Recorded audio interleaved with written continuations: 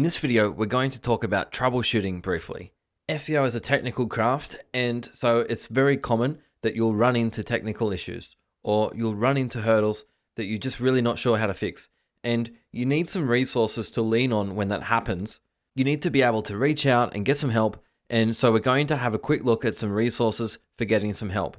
A general best practice for online work is when you're troubleshooting technical things, you should rely on the official documentation. And in this case, the official documentation is Google's Search Central. We can see up here it has guides for sitemaps, robots.txt files, meta tags, JavaScript SEO. Yikes, I would avoid that one if you can. And the best part is it has a resource for getting started for people who are just starting out. Right here.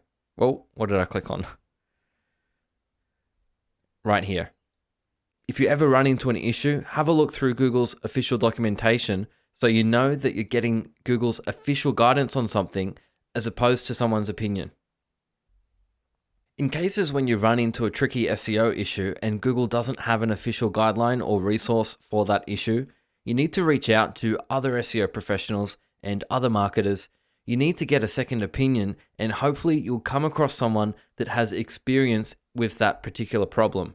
Right here, we're looking at Moz's Q&A forum. Moz is a great resource for posting your tricky questions because Moz has one of the biggest user bases in SEO, and in many cases, you can post an SEO related question here and get several SEO professionals' input on how to solve your problem.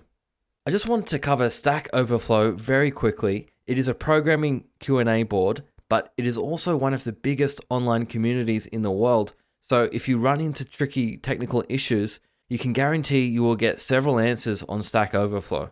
The answers might not come from SEO professionals. However, they will come from programmers and people who work in the IT industry, and it's a great place to post technical questions. And finally, we have the Google Search Central Help community. This online community specializes in technical issues with Google.